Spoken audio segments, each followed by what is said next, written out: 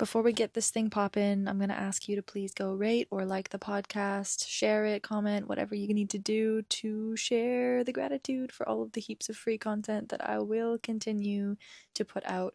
But this would be a really great way to give back in just the most simple way. Thank you so much.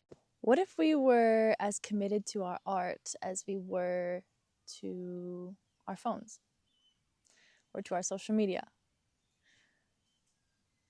I had to say this right out front because it's just something that I thought in my head, and I didn't bring my pen out here to write it down. I'm like, I should probably say that because it's true.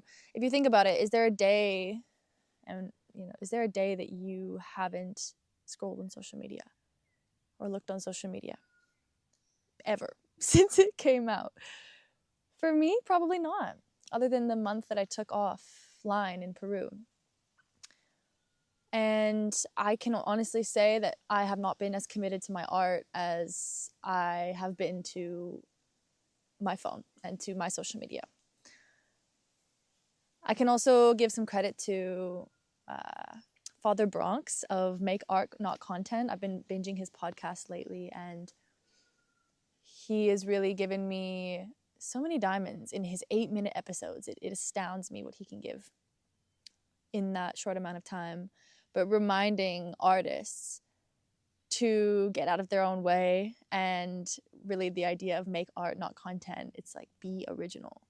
Share your gifts and the thing that only you can share, and just get it out there and do a lot of it, because you're way more likely to create a masterpiece if you're just pumping it out, right? Doesn't mean everybody needs to see it.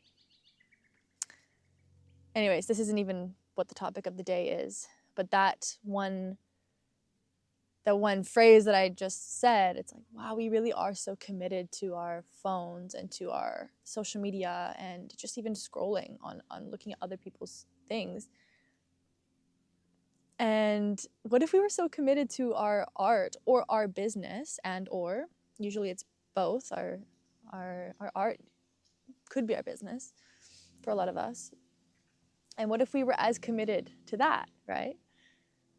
And honestly, I can say I've been far more committed to my business than I have to pretty much anything else. And that I feel good about.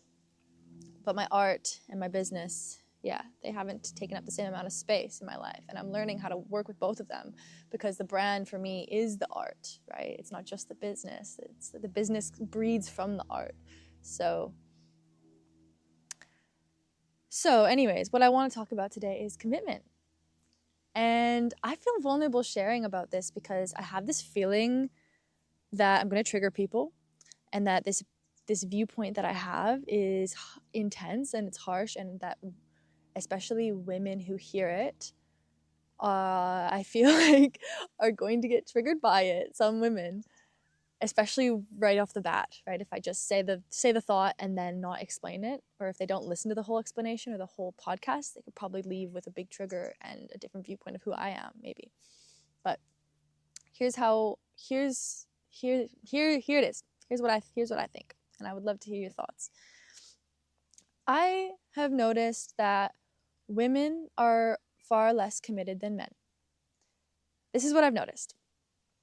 Now, I work much closer with women than I do with men. It's a part of my work. I mentor women. I have a female mastermind that we meet every week, and I have, I one-on-one coaching with women. I also coach men as well on their branding and social media through higher purpose and creativity, but I work far more with women. So my stance here, my understanding comes a lot from the experience I've been having with women, not just within the containers that I set for women and the space that I hold with them in their transformation, but also being a woman myself.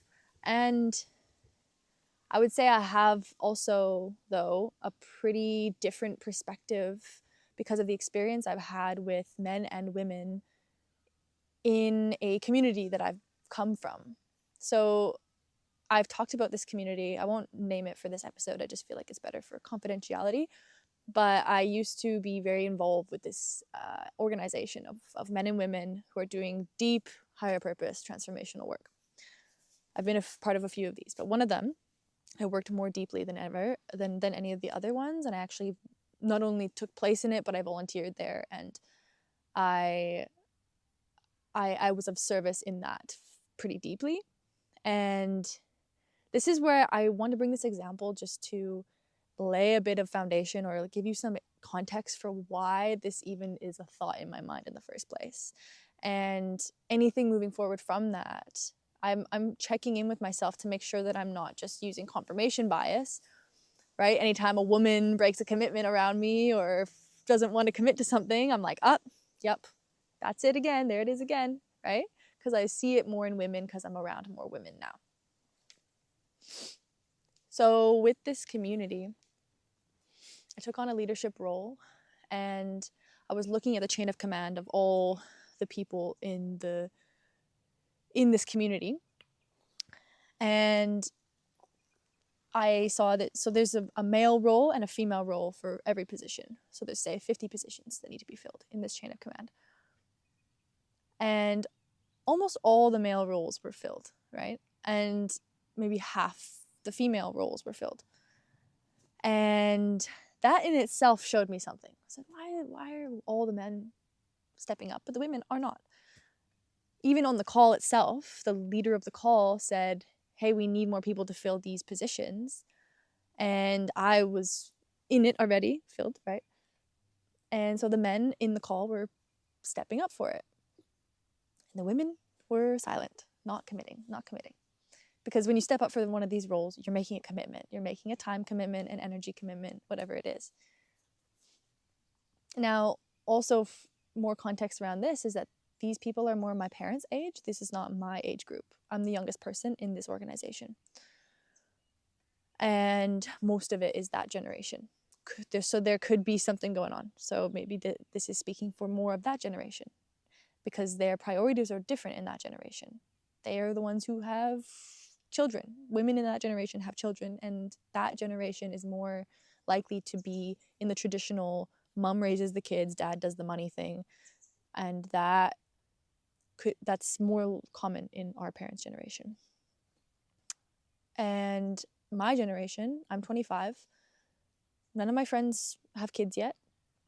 Most of my friends don't have kids and aren't even married yet. So the context that I come here with is this is from their generation, and I saw it plainly that half the women were able to commit to what the men were able to commit to. And so maybe kids being involved is something, maybe, whatever it is. But when it comes to work and volunteer work and higher purpose work, or anything that involves doing something, outside of the family, it seems like that's something that women were lacking in compared to the men in that group. Another quick example, similar community, a few men and women broke off from this community, started their own weekend, transformational weekends for young women and young men. Inspired me a lot in this work. I actually went to a young women's weekend, and that was around one of the last ones that they actually had. The young men's weekends have been going on for about 30 years, and the young women's weekends, and this isn't the actual name of them, it's just kind of to describe what they are, have stopped going on for, I think, the last 10 years. I know personally the man and woman who run these two weekends. And the man who has successfully been running them for 30 years, no stop, has a team of men who are committed. That's why they keep going. And the woman said she could not get women to commit. She could not get women to stay committed when they committed. And so she didn't have the capacity, right? She didn't have the women to do it. And so this was around the same time that I noticed this, and it gave me a bit of a light bulb moment of just my ears being perked up a little bit. Like, okay, very interesting. I've always been interested by the differences between men and women, and this is one of them. There's clearly a difference there. There's clearly something going on.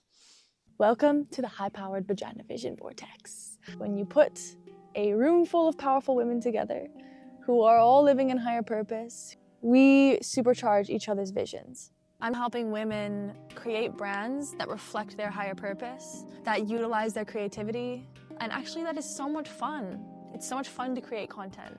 It's not overwhelming. It's so much more than just creating content. It's letting yourself be heard. This group is the Higher Purpose and Feminine Leadership Branding Portal. I've been helping them with creating their brands from their gifts, from their creativity, and how to actually get paid to be who they are, how to share their vision online, and really build trust with their audience. If you're looking for one-on-one mentorship, where we can dive deep into your brand, your higher purpose specifically, really turn your creative gifts and your purpose into your business. Every week you and I will meet. We will dive deep into your business. I have the Masculine and Feminine of Social Media course. Taking the polarity of the masculine and feminine and using it in a context of understanding social media, this course is meant to take the overwhelm away and to make it fun and to make it profitable. Leaning into our gifts, leaning into our purpose, because that is truly where our power lies, our story, our vulnerability, and our creativity. And so we're doing it and we're making money along the way. Now bringing it to my generation and the people who are more close in my life. Like I said, I hold space for women in their transformation in life, mostly around they are offering in the world their brand, their business, their social media through their higher purpose, right? So I've been working really closely with these women, and I've seen, of course, a spectrum. There's been women in my field, in this work, who are so committed. And those are the women, of course, who've gotten the most out of the work we do together, right? And then, of course, there's other women who just were not able to commit, or women that committed but were not able to stick with their commitments. And this is way more common than the first one, right? Unfortunately, there's far more women that I come across that are not able to commit and not able to keep their commitments than there are women who are willing to commit and really be all in with this work, with anything, really.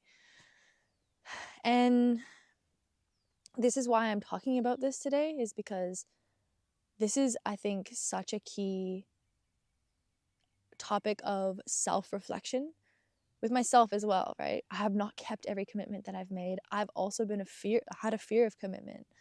And as I get older and I start moving into this stage of life where I'm committing to long-term partnership, I live in this school bus with my partner next door, and we're doing long-term relationship styles and, essentially getting energetically married and going from being solo traveling, do whatever I want, date whoever I want, date as many people at the same time as I want.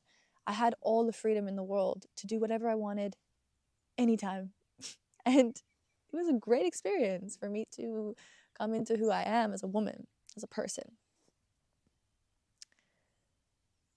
And now I'm in a new season where God is actually asking me, it's time to commit to more. And luckily I made some commitments along the way that allowed me to, I was pretty committed to the branding journey of it for the last few years, even though I wasn't doing it in a very smart way, right? I wasn't doing business very smart, but I was doing it. And luckily I've set myself a good foundation for where I'm at now to really take my business off and now be working on it full time. But I need to be so committed in this for it to work, because being an entrepreneur is really difficult, especially as a woman. We're not really made for this life. And just because we're not made for this, and also the models we have for running a business and for successful business structures and all of that, there's not a lot of examples, right? Because most entrepreneurs that we know of are men. All the corporations are men. All of the business advice you get is from men, right? And it seems like a lot of the commitments that are being made in this world seem to be by men. Now, I want to address something, because it's probably something that's going on in your mind or somebody's mind right now. Women seem to be more committed over time to the family unit and to relationships. And that makes sense because that is our nature, right? Relationships and connection and caring and nurturing, that is our truest nature, our essence. So that makes sense that we are more likely to commit to a relationship before a man is. That seems to be the pattern that we see in life.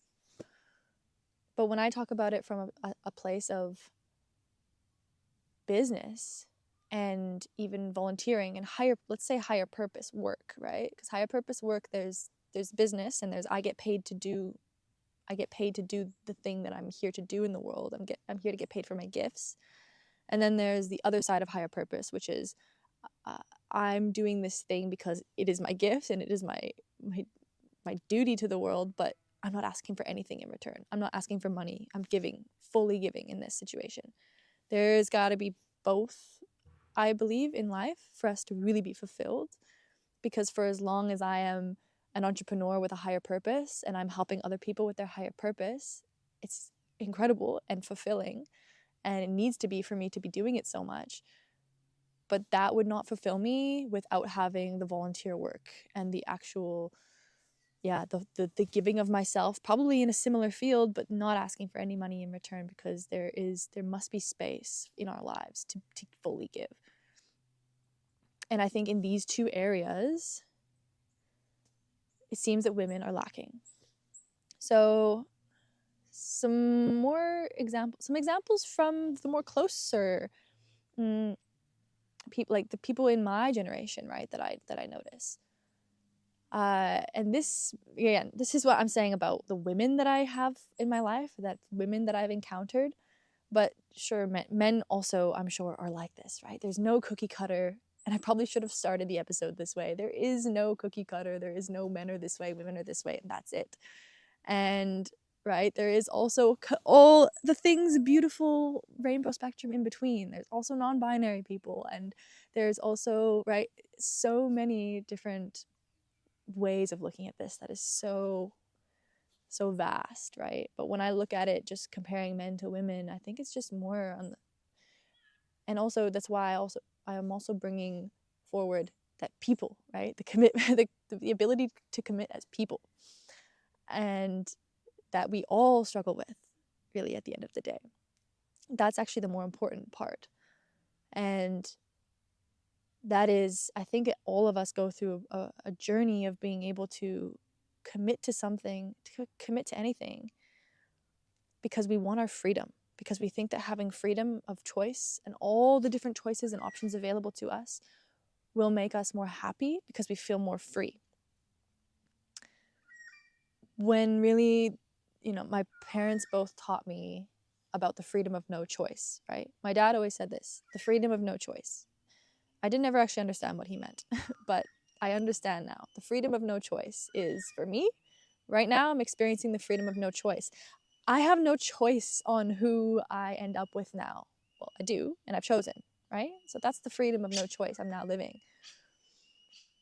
I've chosen who I want to spend my life with, and now I don't need to look around, and it feels so good and it feels so freeing because I have all of my energy free to put towards the vision, towards what I want to create, without having to think about or worry about who am I going to end up with, because that's the most important decision, right, of my whole life. That feels like a new form of freedom that I get to experience. My mom said a similar thing, which is let your commitments be your guide. These two things mean the same, right? Just said differently. Let your commitments be your guide. So choose wisely what you're committing to, because that's going to guide you. Whenever you're in a place of confusion and overwhelm with life, or when I would come to my mom with this state of overwhelm, she would say, let your commitments be your guide. And there is space to adjust commitments, right? We don't have to stay so strict to exactly what we said we were going to do.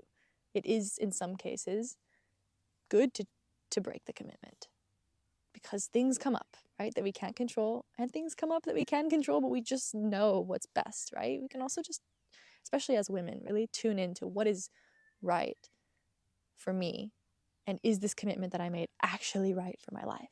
Maybe not, and maybe I need to adjust and deal with the consequences of adjusting, right? So it's not that we have to stay to every single commitment that we do, but also be aware of, when are we running away from making commitments at all, leaving us in a stuck, stagnated place of knowing we need to do something but just not doing anything. Oh, I need to do this, or I'm overwhelmed with decisions but I can't commit to any of them because I don't want to be locked down by anything, so I'm just going to stay in the same place. That leads to shame, and that leads to stagnation, and it leads to not being able to be in my higher purpose in the world, right? The feeling, and this is also what, I talked about make art not content, the podcast, in the beginning of this. Hit a big thing that he says, it's just keep moving, keep going, pump it out, pump out the not pump out the content, but yeah, pump out the content, to be honest, especially coming from the social media mentor. Pump out the content, stop worrying so much about it being perfect, just get it out there, right? Same with art, just get it out and create it, and stop trying to perfect it. I need to take my own advice in this. Okay. I'm going to bring it back to just what I kind of took myself off of that I didn't get to finish, which was just some examples of how some of the women in my life, I've seen them veer away from commitment, either not being able to make them in the first place, or they've broken their commitments. And when I notice a woman doing this, I pointed out, and I've had this conversation with a few women in the last couple of months, close women in my life who I love and respect a lot, and I just think it's really important to share this, right? Because I think that it's really present for all of us. So one example around not being able to make a commitment in the first place, I have a friend who will not make a plan with me until the day before or the day of. And I've talked to her about it. I understand that, especially in the spiritual community, right? Conscious community women, they like to feel into things, right? I get this so often, and I kind of laugh at when I get this response, which is, I ask someone to hang out, and they're like, "Can I just feel into it, and I'll let you know on the day?" And look, it's okay to do that. It's actually great to do that, to feel into things and to honor your energy and to not to overcommit to stuff. That's great. Now, I think it's also just important to be aware of, are you afraid to make a commitment, even a simple commitment of hanging out with somebody, because you just need to have the freedom to make sure that your schedule is free into the last possible moment, because that feels like a fear of commitment, and it feels like there's something there to work through. And because maybe that works for her, but for me, on the other end, how that felt was that I wasn't important enough for her to make a commitment to see, that she didn't want to see me enough to make a commitment to see me. And it inconveniences my life, right? To have to wait till the day before or the day of to know if we're hanging out or not, right? So I brought it up to her, and she took it well, right? These women I hang out with, right? My girlfriends are so powerful that I know I can bring these things to them. They're so incredible that I know that I can talk about them on this podcast, and they're going to probably hear it. And even if they are triggered, they will understand, and that they're going to, engage. Like, we can talk about these things. We can talk to each other when we're triggered by each other. And I just really appreciate the friends that I have who can engage in conversation like this with me, and hear me when I bring these things up. So that's one example. Another example is making commitments. I know some women who are great at making commitments, but not so great at keeping them. And just one example of this is another really incredible friend that I have in my life who has made commitments with me, working with me, and has left early, has broken the commitment before it was up, because she found another thing that she wanted to do instead, and she also didn't have the space or the energy, and there's a few factors, right? And I actually understand, her reasoning for leaving the commitment. But again, and it's a matter of, I can see that this is a pattern for her, is that she's super keen to commit to stuff because she is pretty similar. She's like the most similar person to me in the way of being so keen on her vision that she's going to do whatever it takes. She's going to invest whatever she needs to do to make it happen. And I always loved and respected that about her. And but the thing that I was noticing is that she's committing and investing into things and then pulling out and then trying to and then because she found something else, right, that seems more exciting and better, right? And that is something to be aware of and to be careful of as well, because there's always going to be a new thing. There's always going to be a shiny object over there that looks better because I don't have that one, but I have this one and the grass is greener over there. And so obviously had the conversation with her around that. And it's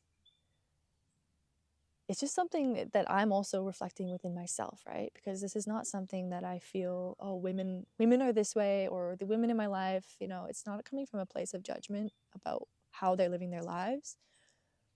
It's just a place of reflection for me, one, just being so invested in this work of tapping into the source of my power as a woman and helping other women access that within themselves.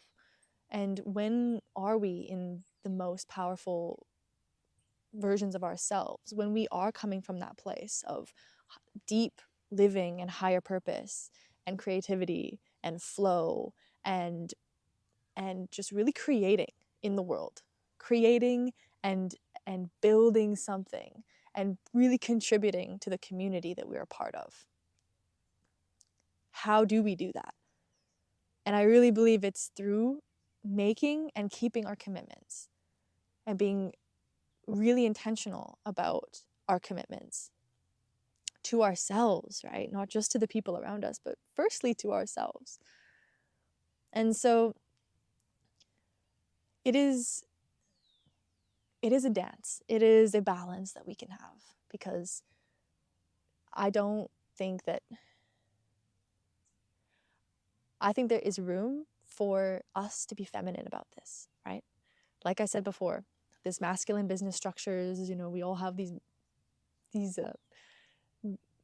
when looking at business, we have all these male structures in place, and we're trying to, as female entrepreneurs, work around this. And how do we fit into this? Because we want to be business people as well. We want to be entrepreneurs. We want to express our higher purpose in this way rather than just through kids. A lot of us in my generation, we want to do this. A lot of us still want to have kids, and we can do both, right? But there is a different layer of higher purpose that we're accessing right now. And how do we do this in a feminine way? There's the balance, right? And this is something I'm obsessed with, is the masculine and feminine balance. This is what I talk about in every area, because it's impacted my life so much, this understanding of the polarity of masculine and feminine. And really, commitment seems like a masculine quality. It's that accountability and that structure and that owning something. It's like that penetrative force of, yes, I commit to this and I'm doing this. And as soon as I make a commitment, as soon as anyone makes a commitment, it really starts turning the vortex in a certain direction, right? Just like breaking a commitment also can either shatter the vortex or start a new vortex. When I say vortex, it's just this swirling mass of energy around us in each moment. This is why I call my group the Vision Vortex, the online community, which is free, by the way. You can join it if you're a woman. It's so, when we make a commitment, it is such a powerful thing to not only to speak it, but to really feel it and know it and own it and say that I'm committed to this thing, and really embody that and start actually making decisions and moving my life in that direction of that commitment. Oh my gosh, when we do that to something that is aligned with our purpose, it is massive, and it starts turning the vortex in our favor and in the favor of what that commitment is offering us and bringing us closer to. So making commitments that are in alignment with our vision and our higher purpose, right? And if we don't know what our vision and our higher purpose is, then making the commitment to figuring it out, right? I think that's it. That's the mission. It's either your mission is your higher purpose, and if you don't know your higher purpose, your mission is to find out your higher purpose. How do you do that? Go solo traveling. Go anywhere alone. Go spend time alone. Go anywhere. That's pretty much, go just break your daily habits in your daily life and go just change something up, even if it's not traveling. Like, really just throw a wrench into your life in some way. Change something. Anyways. And yeah, and then breaking a commitment is in some way, it shatters the vortex, and I can feel it actually when that happens, right? And I've felt it when I've broken a commitment, which has also happened recently, right? I've also broken a commitment that I made, and I could feel that vortex that we were creating that whole time around this project, this thing that we were doing, and I had to shift gears and reschedule it to a later time in a different place, and I felt the vortex kind of shatter. And with that, trust shatters. And I can feel it now as well. When a woman leaves the vortex that we're creating, right? All of us in the Vagina vision vortex, if you hear me talk about it on social media, right? With this feminine mastermind that we're creating. When a woman leaves before her commitment is up, it for me, it feels like a shattering of the vortex in some way. It doesn't break it completely, but part of it breaks for me. And it is a beautiful learning process, experience, and it's hard. So, something that I'm really sharing with the women who join us in this endeavor of higher purpose branding and really getting our purpose out to the world and really creating businesses, being who we are, and getting paid for our gifts and our creativity. This is so possible, right? To make this our full-time job. I'm doing it. It's happening. But it takes such an unrelenting amount of commitment and unrelenting obsession with the higher purpose that most people don't make it. Most people don't make it through this, and I can understand why, because it's bloody hard. There's so much to it. I'm going to make another episode about this. But just, yeah, the amount of commitment that it takes, and to really follow through with it when it's so hard and when it's just not fun. And there's even parts of me that have almost considered or just thought about it. Wow, okay, I can actually understand why only 10% of businesses make it past the startup phase. Because it's like, yeah, you kind of have to be a mad person to endure this type of life and endure it. It's I don't just endure it, I adore it. Ooh, that's bars. I adore, I don't endure, but I do, right? And I come every day at this with unrelenting work ethic of 13-hour days basically every day, right? Because I'm obsessed with it. I'm obsessed with the work I'm doing with these women. I am so obsessed, and I know it's what I'm here to do. So I have unlimited energy for it, which is incredible. But yeah, it's just this is the theme that I'm seeing in commitment with these women, and yeah, with just men and women. When I look at it from a whole, it does look like women we could learn something from men. I've seen a lot throughout my life, a lot of men just stepping up and actually doing the things that they say they're going to do, and I see a lot of women not being able to meet them there and not even be willing to step up for anything because they want more freedom. And with the feminine flow, right? That is the feminine, right? Is to be flowing, to be free flowing, and there's not really a groundedness necessarily to if you're fully feminine energy. But that's why the integrated feminine has the dollop of masculine, right? The yin and yang. The healthy feminine has that black point or white point. I don't know which one's white or black, but the healthy masculine has that point of white, and the healthy feminine has that point of black. You know what I mean? We need to have both. And so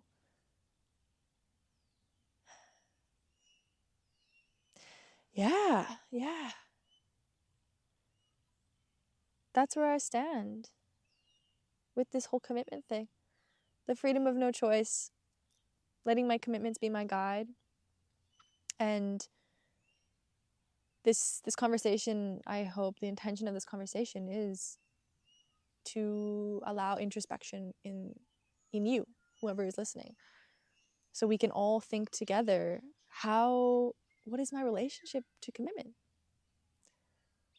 How am I showing up as a person with commitment? How am I? Am I making commitments? Am I sticking to my commitments? Am I beating myself up over commitments that I've broken? Am I being kind and loving to myself as I need to adjust and break my commitments in order to do what's really in alignment? And am I doing that way too often? These are some of the questions that I encourage you to ask yourself, because when you get to improve your relationship to commitment, I really see, and I've seen for myself, that that is true freedom, is being committed to something. And even when it's not fun, staying committed to that thing and showing up every day and doing it. So be careful what you commit to. Yeah, I hope it's in alignment with your vision. And I would love to hear what you think about this episode. Was it triggering for you? Did you totally agree? Was it fun? Do you hate me? Do you love me? I don't whatever you know, whatever you feel about this episode, I would love for you to let me know in the comments. Of if this is a YouTube thing you're watching, comment it. Also, yeah, you can just send me a message. I'm Friendly Frequencies on Instagram. And I'm going to be coming on here a little more. I have not been so committed. Speaking of commitment issues, one of the biggest issues of commitment I've had is with this podcast, honestly. I've posted, I think there was almost a 6-month period where I didn't post a single episode.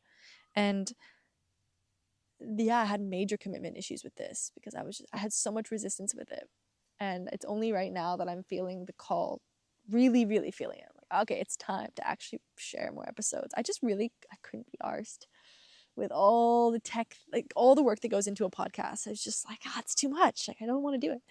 But I think after, quite a few women sharing with me that these episodes have impacted their life so much, that it really has given me no choice but to continue doing it and move past the frustrations that come with being a podcast host. So thank you for listening to me and for supporting this journey and for contributing to the conversation. If you want to share this to somebody, I would really appreciate that. Please rate this. Just give me, whatever. It's so easy to support the people you love.